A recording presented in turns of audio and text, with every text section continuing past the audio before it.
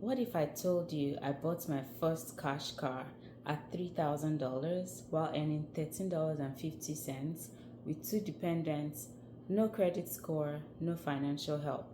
What if I told you 2 years later I bought my second cash car at $7,000 while earning $18 an hour, two dependents, no credit, no financial assistance? What if I told you again that 3 years later I bought a home while earning less than $27? Same situation, no cosigner, but of course I had to have a credit score for this one. Ask me how. We don't talk about people who make the money they already have work for them. Now let me tell you how I was able to accomplish that with minimum wage. Usually when you want to get a car, the first advice people will tell you is, oh, go get a car loan. I didn't have any credit score, so no dealership would give me a car without a credit score. So I just came from Nigeria. I was still very new in the system. So I said, oh, is that how it works? You can't buy things in cash. You have to go to a dealership and get a loan.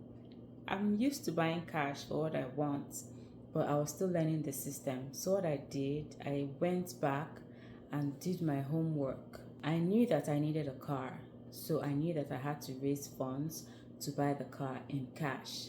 So usually from the 1st to the 15th of the month is bill heavy. So what I did on the 1st to 15th, I cleared off all my bills, and then towards the end of the month when I got my second paycheck, I'll save as much as possible at that time.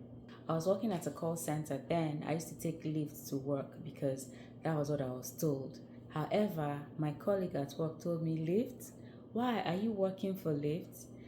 Go get a bus ticket. So I started using the Dart. So instead of spending maybe $30 on Lyft, I was spending only $6 on Dart to and from work. So this was what I kept doing so that I'll save on transportation every single week. Usually when we're trying to build something or when we're trying to accomplish something, my children and I called it project. So I used to tell them, oh, we're working towards our project, so we cannot spend as much as we used to because we have to save as much as possible. My children were very understanding. In fact, they were encouraging me to save. Of course, I'll still get things for my children, but I barely shopped for myself. I spent very little on myself. I was actually Scrooge to myself at that time. I didn't shop unless it was absolutely necessary. Some months later, I was able to get the car. $3,000 cash, no credits, no financial help. If I can do that, you can too. 2 years later, I lost my mom. That was in 2021. Then I was working as a CNA. Girl, I worked hard. As a CNA, so long as you have the energy to work, the shifts are available. I was doing doubles. Of course, I had to raise money for the ticket.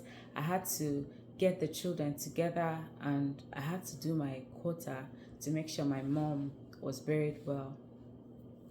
After the funeral, I came back and I said, girl, you raised all that money for my mom's funeral. Why not raise that money to get an SUV, which is the car you actually want to drive? I went back in. I worked doubles. I worked so hard. So the point of working hard was to build cash so that I'll have extra cash, and then I'll still have buffer so that I don't spend every single thing. I didn't know anything about high yield savings accounts then. I was saving in a regular bank. So I worked hard, and then a few months later again, I got my SUV, which was the car I actually wanted to drive. $7,000 cash with two dependents, no financial help, no credit score. 3 years later, I decided to buy a home. And you know, I was going to look at the $1 million homes. How much was I earning? I was never earning up to $27 an hour.